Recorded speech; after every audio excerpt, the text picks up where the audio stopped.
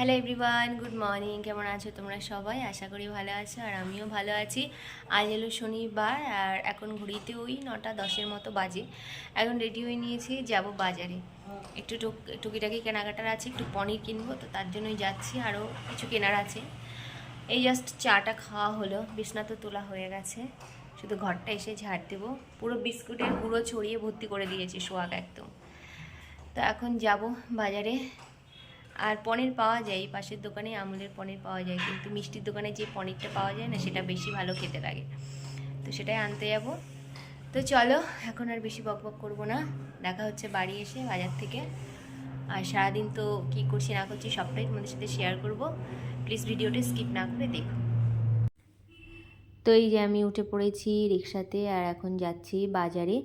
এই সময়টা office time, রিক্সাটা একটু কমই থাকে। দেখলাম স্ট্যান্ডে একটাই রিক্সা আছে, তো উঠে পড়লাম। তো চলো এখন যাওয়া যাক বাজারে। আর বাজার থেকে কী কিনি চলো দেখাচ্ছি তোমাদেরকে।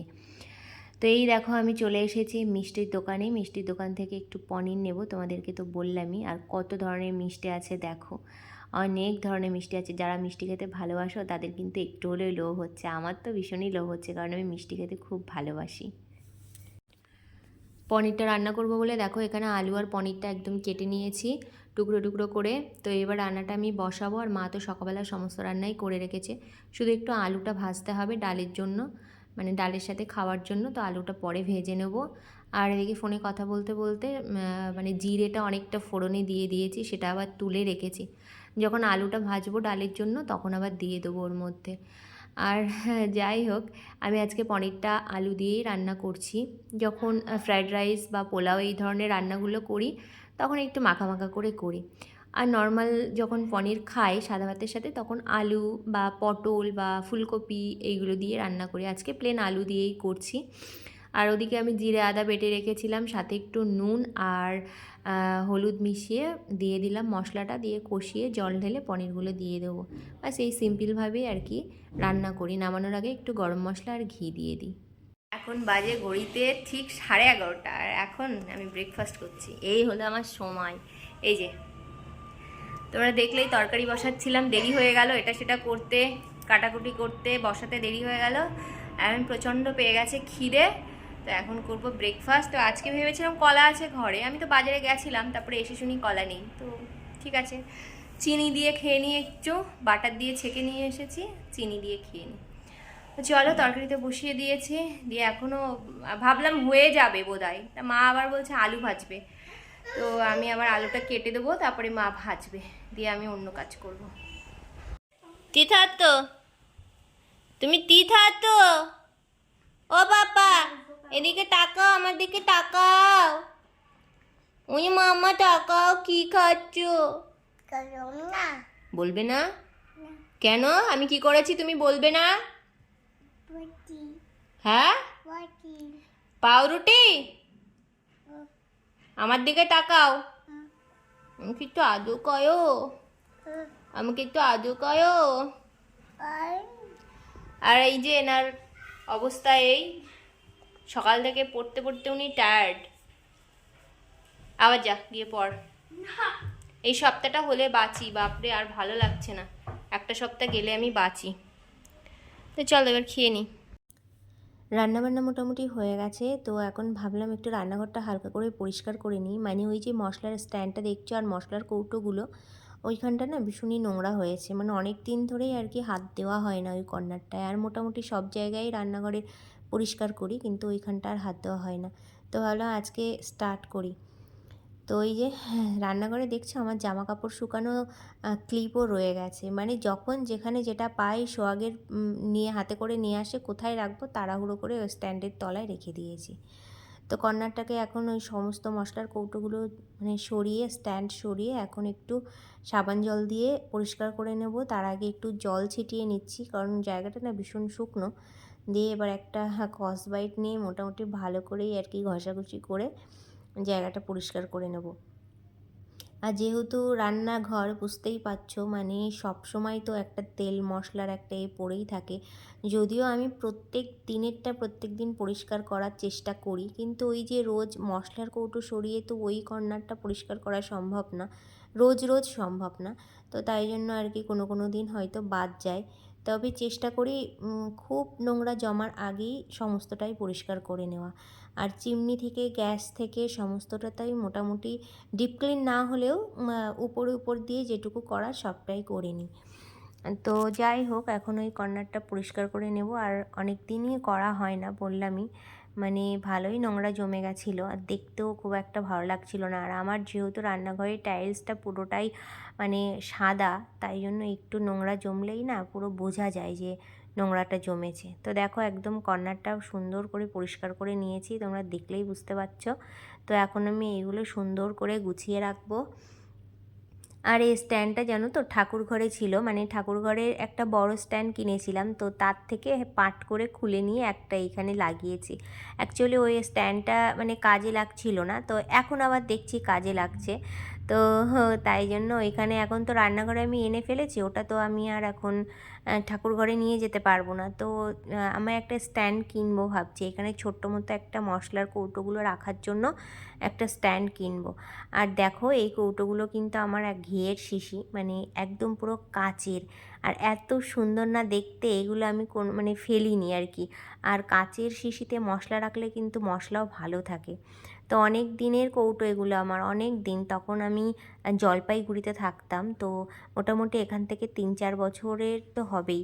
তো কৌটোগুলো আমি রেখে দিয়েছি খুব যত্ন করে, যাতে করে আমি মশলা এতে রাখতে পারি। আর এরকম কৌটো আমার কাছে অনেকগুলো আছে।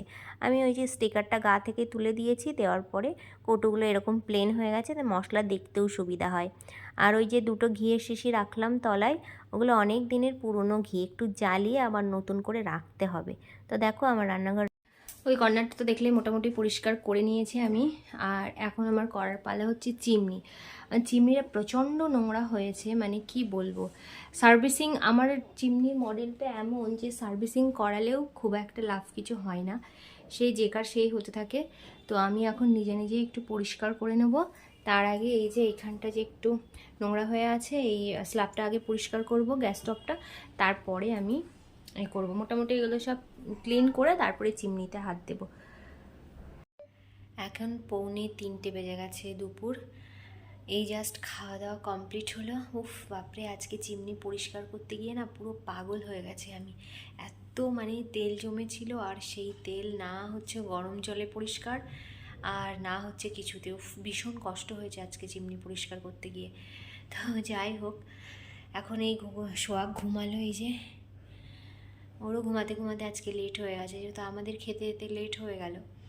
আর এই চারিদিকে পর্দা দিয়ে দিয়েছি, তো ওই জন্য অন্ধকার লাগছে দেখতে। তো চলো আমিও একটু রেস্ট নিই, তারপরে আবার বিকালে দেখা হচ্ছে তোমাদের সাথে। এরকম আমার দিকে তাকাও, এদিকে তাকাও। তুমি, ম্যাম তোমাকে কি দিয়েছিল? ঘুষ দিয়েছিল? চকলেট দেয়নি, ঘুষ দিয়েছিল? হ্যাঁ, যে ওটা দিদাকে দিয়ে এসো। আমার দিকে তাকাও একটু, এসো না, করো, বল মারো। সোহাগ এখন বল মারছে, মারো মারো মারো মারো, ইয়ে আবার আবার আবার চলে যাও, আবার চলে যাও। দাদাকে দেখে ভালোই নকল করেছে, ভালোই বল মারতে পারে।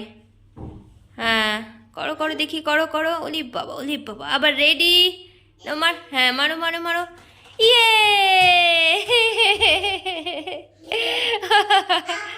আবার আবার আবার আবার আবার, গুড বয়, গুড বয়, করো করো করো করো, হ্যাঁ মারো মারো মারো, রেডি, তুমি করো, মারো, কি হলো, বল খেলবে না আর?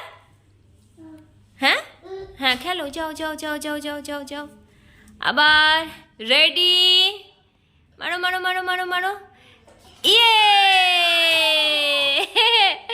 দোষ করেছে সোহাগ, বাপাই দিয়ে বল মারে, ডান পা দিয়ে মারতে পারে না। 1-2বার মারে, কিন্তু ম্যাক্সিমাম টাইম বাপা দিয়েই মারে।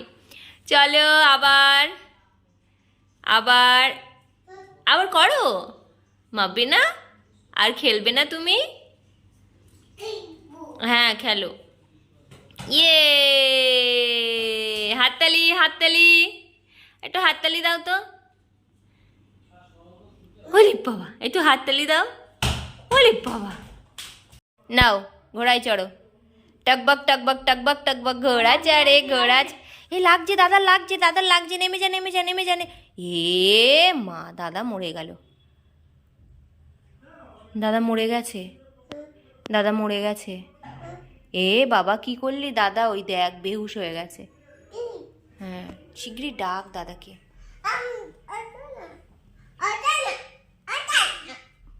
ঠিক করে হামু দাও, আদর করো, নইলে কিন্তু দাদা উঠবে না। করো করো করো। কি করলে দাদাকে, দাদা ওরম হয়ে গেল কেন?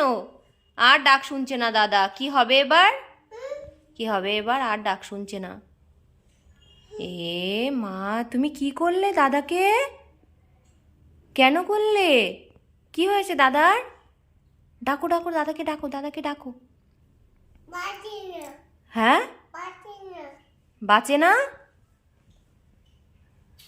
এ মা, মরে গেছে। এ বাবা, কি হবে এবার?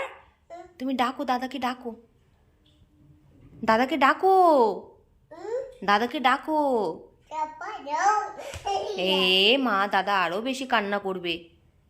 বলো দাদা সরি, বলো। আয় না, বলো দাদা সরি।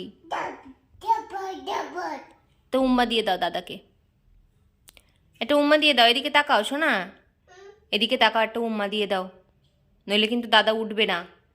একটা উম্মা দিয়ে দাও দাদাকে। ওরে বাবা, ওটা কি হচ্ছে, ওটা কি হচ্ছে? ও